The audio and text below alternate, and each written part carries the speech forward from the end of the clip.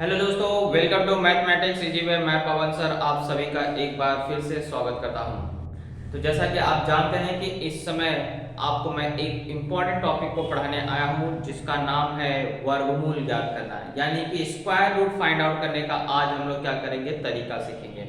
तो वैसे square root find out करने का यानी कि वर्गमूल ज्ञात करने की दो पद्धतियां होती हैं। एक होता है आपको गुणनखंड विधि यानी फैक्टराइजेशन मेथड, और एक होता है आपको डिवीजन मेथड यानी भाग विधि।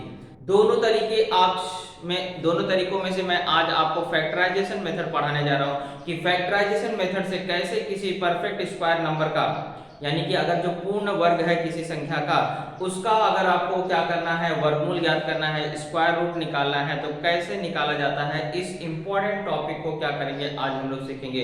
और जैसा कि जानते हैं कि ये क्या है, बेसिक चीज है वर्गमूल ज्ञात करना। अगर आपने आज नहीं सीखा तो आज एक जाके आपको क्या होगा, सम सॉल्व करने में बहुत ही प्रॉब्लम होंगी, क्योंकि वर्गमूल किसी संख्या का ज्ञात करना आपको तरीका उसका बिल्कुल मालूम होना चाहिए। तो यानी कि ये बहुत ही इंटरेस्टिंग टॉपिक है, इसलिए इस वीडियो से हमें लास्ट तक क्या करिए, जुड़े रहिए। और वैसे भी मैंने आपको कहा है कि अगर आपको मैथ से रिलेटेड कोई भी प्रॉब्लम सीखना है तो आपको इस चैनल से क्या करना है, हमेशा के लिए जुड़ जाना है, यानी कि चैनल को सब्सक्राइब कर लेना है और बेल आइकन की बटन को ऑल प्रेस कर लेना है, क्योंकि मैथ्स के सभी इंपॉर्टेंट टॉपिक्स से रिलेटेड वीडियो आपको इसी चैनल पर मिलेगी, इसलिए आपको इस चैनल को ज्वाइन कर लेना चाहिए। ओके दोस्तों, तो आज हम लोग सबसे इंपॉर्टेंट टॉपिक सीखने जा रहे हैं और उसका नाम है वर्गमूल ज्ञात करना। कौन सी विधि से? फैक्टराइजेशन मेथड, यानी कि आपको गुणनखंड विधि से सीखने जा रहे हैं। तो मैंने यहाँ क्वेश्चंस लिख के रखे हैं, आपको किन संख्याओं का वर्गमूल आज हम लोग निकालना सीखेंगे और इन्हीं संख्याओं का वर्गमूल गुणनखंड विधि से कैसे ज्ञात करेंगे, एक एक करके हम लोग क्या करते हैं, स्टार्ट करते हैं। और दोस्तों, अगर आपको ये वीडियो पूरा अच्छा लगे तो लाइक जरूर कर दीजिएगा और बाकी दोस्तों के साथ शेयर करिए जिसको भी ये सीखना है। ओके दोस्तों, चलिए स्टार्ट करते हैं। सबसे पहले मैं बोल रहा 625 का वर्गमूल ज्ञात करिए। तो मुझे क्या करना है, 625 का गुणनखंड करना है। गुणनखंड करना है यानी कि आखिरी में आपको देखिए ये नंबर किससे डिविजिबल होगा, उसके लिए आपको क्या होनी चाहिए, विभाज्यता की कसौटियां मालूम होनी चाहिए कि कौन सा नंबर किससे विभाजित होता है। इसके लिए कसौटी आपको बिल्कुल याद होनी चाहिए। तो कसौटी में ये आपको बताया गया है कि अगर किसी भी संख्या के आखिरी में 5 रहेगा या 0 रहेगा तो उसमें हमेशा 5 का भाग जाता है। 2 4 6 8 रहेगा यानी कि 0 2 4 6 8 रहेगा यानी इसमें 2 का भाग जाएगा। 3 की कसौटी क्या है, सभी अंकों को जोड़ दीजिए। जो भी आपको नंबर देखना है कि 3 से भाग जाएगा कि नहीं इस नंबर में, उसके जितने भी अंक है सबको टोटल करिए। अगर उस अंक के योगफल में 3 का भाग जाएगा तो उसमें भी क्या होगा, 3 का भाग जाता है। ओके दोस्तों, तो ऐसी कुछ कसौटियां हैं, ये कसौटियां आपको पता होती हैं तो आप आसानी से पता कर सकते हैं कि इसमें किससे भाग जाएगा। वैसे अगर आप एक चीज को और याद रखिए कि अगर आप भाग देख चेक कर रहे हैं कि इससे भाग जा रहा है कि नहीं जा रहा है, और अगर वो किसी भी संख्या से विभाजित नहीं हो रही, यानी कि वो क्या होगा, अभाज्य नंबर होगा। तो अभाज्य नंबरों का आपको वर्ग याद करके रखना है। अभाज्य नंबर जो है लगभग 30 तक का वर्ग आप क्या करिए, याद करके रखिए। अभाज्य संख्याएं जो भी है, जैसे 2 अभाज्य संख्या, तो 2 का वर्ग क्या होता है, 4। 3 क्या है, अभाज्य संख्या, तो 3 का वर्ग क्या होता है, 9। 4 आपको 4 नहीं, 5 का वर्ग क्या होता है, 25। जो अभाज्य संख्या है सबका वर्ग आपको याद होना चाहिए। 7 का वर्ग होता है 49। इसके बाद आपको आता है 11। 11 का वर्ग होता है 121। छोटे नंबर को तो वर्ग आपको वैसे भी याद है, पहाड़ा करे आपको याद है, लेकिन जैसे ही बड़े नंबर पाते तो इसके वर्ग आपको याद होने चाहिए, क्योंकि इसके खंड मिलेंगे नहीं, आपको सिर्फ इसमें इसी संख्या से भाग जाएगा, इसलिए खंड अब नहीं मिलेगा। तो ऐसे समय आपको अगर उसका वर्ग याद है तो आप आसानी से उसको कर सकते हैं। 13 का वर्ग होता है 169। 17 का वर्ग होता है 289। 19 का वर्ग होता है 361। ऐसे ही आपको कुछ संख्याओं का वर्ग क्या होना चाहिए, याद होना चाहिए, नहीं तो उसमें और किसी संख्या से भाग जाता नहीं। अब जैसे 23 हो गया, 23 का वर्ग क्या होता है, 529। अब आप 529 का अगर खंड ढूंढोगे तो आपको कोई संख्या नहीं भाग जाएगा, सिर्फ उसमें 23 का भाग जाएगा। ऐसे 361 में सिर्फ 19 का भाग जाएगा और किसी संख्या से भाग नहीं जाएगा, तो चेक करने में आपको टाइम लगेगा। तो इसलिए इन संख्याओं के वर्ग आपको क्या होने चाहिए, याद होने चाहिए। आगे कुछ और भी अभाज्य संख्या, लेकिन इससे बड़ा आपको पूछा नहीं जाता है मोस्टली। ओके, चलिए हम लोग देखते हैं 625। तो 625 जो है इनमें से कोई नंबर नहीं है, यानी कि इसके आखिरी में 5 है। तो हमने नियम पढ़ा है कि अगर किसी संख्या के इकाई स्थान में 5 हो या शून्य उसमें 5 का भाग जाता है, तो मैं 5 से इसको भाग दे दूंगा। तो 5 एकम 5, भाग कैसे जाता है ये आपको अच्छी तरह से पता होगा। 625 में अगर मैं 5 से भाग देता हूं तो 5 एकम 5, 6 में से 5 गया, एक आगे का नंबर उतारा तो 2, 12 हो गया। 12 यानी 5 एकम 5, 5 दूनी 10, 5 3 15, 3 बार में ज्यादा हो जाता तो 2 बार देंगे, बचा 2। अब अगला 5 उतारा तो 5 25 25 होता है, यानी भाग देने में कितना आ रहा है 125।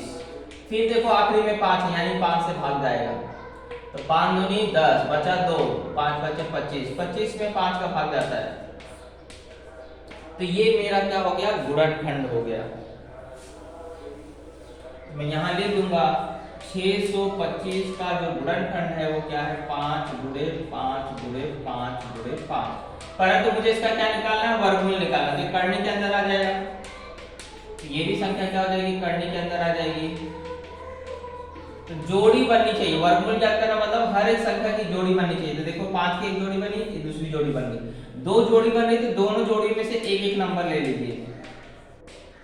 ये जोड़ी में से 5 आया, ये जोड़ी में से 5 आया, यानी 5 बचे क्या हो गया 25। यही आपका आंसर हो गया कि जो 625 का वर्गमूल होता है, करनी 625, इसको काट देखो वर्गमूल का चिन्ह है, बराबर कितना हो गया 25।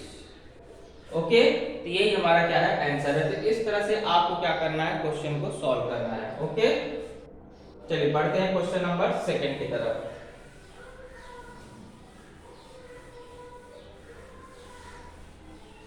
सेकेंड आपको ज्ञात करना है 1225। सिंपल सी बात है, आखिरी में फिर से 5 दिख रहा है मुझे, मेरे लिए बहुत अच्छा हो गया। अगर आखिरी में 5 रहेगा तो मुझे पता चल गया कि सर उसमें 5 का भाग जाता है। 5 का भाग जाता तो है, लेकिन भाग देने आता है कि आपको वो भी आना चाहिए। तो 5 के पार्ट में देखो यहाँ 12 है, 12 यानी 5 दूनी 10 होता है, और 5 के 15 हो जाता है, ज्यादा हो जाता है तो 5 दूनी 10, बचेगा कितना 2, 22 हो गया। तो 5 चौक 20, 5 पचे 25, 5 बचे 25, ज्यादा हो जाता तो 5 चौक 20, यानी 4 बार जाएगा। फिर 2 बचेगा, 5 बचे 25। फिर देखिए आखिरी में 5 है तो 5 से भाग जाएगा, तो 5 चौक 20, बचा 4, 5 9 45। तो यहाँ आ गया 49 बार। यहाँ मैं आपको चाहे तो बोलो भाग देके दिखा देता हूँ। ये हुआ हमारा 5 चौक 20 है ना, ज्यादा बार नहीं जा सकते, कम बार में लेना है। तो यहाँ 4, यहाँ 5, तो 5 9 कितना होता है 45। अब आप जानते हैं 49 किसका वर्ग है, 7 का, यानी इसमें 7 का भाग जाएगा, 7 7 49। तो इस तरह से हमारा गुणनखंड जो हो गया आ गया है 1225 का जो गुणनखंड है वो क्या होगा 5 गुणे 5 गुणे 7 गुणे 7। मगर मुझे इसका वर्गमूल निकालना है तो मैं इसको करनी के अंदर लिख दूंगा, इसको बोलते हैं करनी। अब देखो 5 की जोड़ी बन रही, 7 की जोड़ी बन रही, यानी कि 1225 का जो वर्गमूल है वो क्या हो जाएगा 5 गुणे 7। 5 गुणे 7 कितना होता है 5 सते 35। यही हमारा क्या हो जाएगा आंसर हो जाएगा। तो इस तरह से हमने दो संख्याओं का क्या ज्ञात कर लिया, वर्गमूल ज्ञात कर लिया। अब चलते हम लोग तीसरी संख्या पे।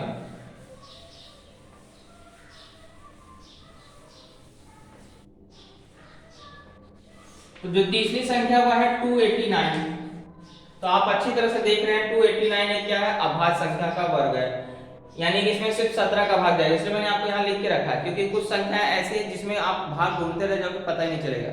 तो अभाज्य संख्याएं होती हैं और अभाज्य संख्याओं का वर्ग यानी उसी अभाज्य संख्या से ही भाग जाएगा।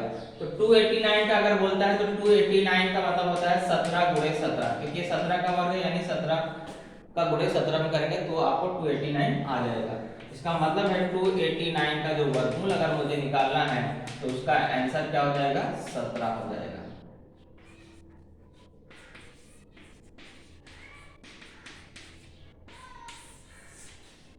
ओके, तो इस तरह से तीसरा सवाल हुआ। अब चलते हैं चौथे सवाल की तरफ।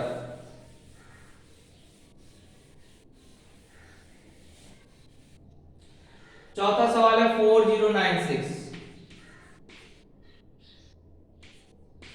तो 4096 कहने का मतलब है इसके आखिरी में 2 है, इसके आखिरी में क्या है, सॉरी इसके आखिरी में क्या है 6 है। तो जिसके भी इकाई स्थान पे 0 हो, 2 हो, 4 हो, 6 हो, 8 हो, उसमें क्या होता है, हमेशा 2 का भाग जाता है, जिसे हम 2 से भाग दे देंगे। 2 दूनी 4, फिर ये 0, फिर 2 चौक 8, 2 अठे 16। भाग देना अगर आपको स्पीड में आता है तो आप अच्छे से कर सकते हैं, अगर भाग देने नहीं आ रहा तो वर्गमूल निकालने में आपको तकलीफ होगी। तो फिर से देखिए 2 से भाग जाएगा क्योंकि आखिरी में 8 है, तो 2 एकम 2, फिर ये 0 बार जाएगा, ये 2 बार जाएगा और ये 4 बार जाएगा। फिर आखिरी में देखो 4 है यानी 2 से भाग जाएगा, तो 2 पंचे 10, 2 एकम 2, 2 दूनी 4। फिर 2 से जाएगा क्योंकि आखिरी में क्या है, 2 है, तो 2 दूनी 4, क्योंकि 5 है ना, 2 दूनी 4, 2 3 6 होता है, 6 ज्यादा हो जाएगा तो 2 ही बार जाएगा, तो 2 दूनी 4, 1 यहाँ बच जाएगा, 11 हो गया, 11 हो गया यानी कि आपको 2 पंचे 10, 2 छम 12, आखिरी में 6 है यानी कि किससे भाग जाएगा, 2 से। 2 एकम 2, 2 दूनी 4, 2 अठे 16, फिर 2 से जाएगा 64, 2 से भाग देना उसका आधा करना, मैं भाग डायरेक्ट करते जा रहा हूं। 2 से भाग दोगे कितना आएगा, 32, 32 में 2 से भाग दोगे तो कितना आ जाएगा, 16, 16 में 2 से भाग दोगे तो कितना आ जाएगा आपको, 8। आधा करते जाइए उसका। अब देखिए यहाँ पे आपको नीचे नहीं दिख रहा होगा, मैं इसलिए आगे का खंड यहाँ पे कर दे रहा हूं। 2 से जब मैंने इसको भाग दिया 8 में तो 4 बार गया, फिर 4 में 2 से भाग दिया तो 2 बार गया। इस तरह से पूरी 2 की जोड़ी बन रही है। ऐसा नंबर था कि सब आपको क्या हो रहा था, 2 की जोड़ी बन रही है। तो 4096 का अगर मुझे वर्गमूल निकालना है तो ये आपको देखो 2 कितनी बार है टोटल, 3 3 6 3 त्रिका 9 3 चौक 12, 1 2 3 4, अच्छा मैंने 8 से भाग दिया है ना, यहाँ पे आपको ये लाइन नहीं है। तो 3 3 6 3 त्रिका 9, 1 10, 2 12 बार है। तो यहाँ 2 गुणे 2 गुणे 2 गुणे 2 गुणे 2 गुणे 2 गुणे 2 कितना हो गया, 3 3 6 7 8 9 10 11 12। तो देखो 2 2 की जोड़ी कितनी बार बन रही है, टोटल 6 बार बन रही है। 6 बाहर आ जाएगा, 6 2 बार क्या करना है, 6 लिखना है, सॉरी 6 को 6 बार 2 लिखना है, इस तरह से लिख लिया। अब आपको इसका गुणा करना है, तो 2 दूनी 4, 4 दूनी 8, 8 दूनी 16, 16 दूनी 32, 32 दूनी 64, यानी ये किसका वर्ग है, 64 का वर्ग है।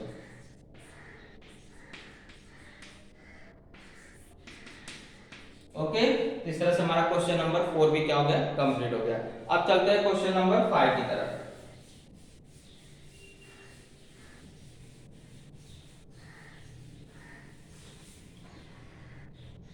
क्वेश्चन नंबर 5 जो है आपको 1089 है। अब इसमें देखिए आखिरी में तो 9 है, 9 2 के पहाड़े में आता नहीं, तो यानी इसमें 2 का भाग नहीं जाएगा, यानी 1089 में अब अगला नंबर चेक करने का है 3 का। तो 3 का चेक करो तो कैसे करोगे, इसको जोड़ दो, 9 8 17, 17 और 1 18, 18 3 के पहाड़े में आता है, यस, तो 3 के पहाड़े से ये क्या हो जाएगा, डिवाइड हो जाएगा। तो 3 त्रिका ये हो गया 9, इसके बाद इसके बाद बचा 1, क्योंकि 3 त्रिका कितना हुआ 9, 1 बचा तो 18 हो गया, 3 छक 18, फिर 3 त्रिका 9, फिर 3 से भाग जाएगा, 3 एकम 3, 3 दूनी 6, 3 एकम 3। अब देखिए 121 जो है वो 11 का वर्ग है, यानी कि इसमें सिर्फ 11 का भाग जाएगा, और 11 से भाग दोगे तो सिर्फ 11 बार जाएगा। तो इस तरह से हमारा इसका गुणनखंड हो गया। तो मैं बोल सकता हूँ 1089 का अगर हम लोग वर्गमूल निकालने जाएंगे तो गुणनखंड आएगा 3 गुणे 3 गुणे 11 गुणे 11। तो एक जोड़ी 3 की बन रही है, एक जोड़ी 11 की बन रही है, तो 3 और 11 का गुणा किया तो 33। तो हमारा आंसर आ गया कि 1089 का वर्गमूल जो है वो 33 है। तो इस तरह से दोस्तों आज हमने क्या किया, बहुत ही इंपॉर्टेंट टॉपिक यानी कि गुणनखंड विधि से हमने क्या किया, वर्गमूल ज्ञात करना सीखा। आई होप आपको समझ में आया होगा। अगर फिर भी कोई डाउट रहेगा कमेंट बॉक्स में जरूर पूछिएगा। तो इस तरह से हमारा टॉपिक आज का क्या होता है, कंप्लीट होता है।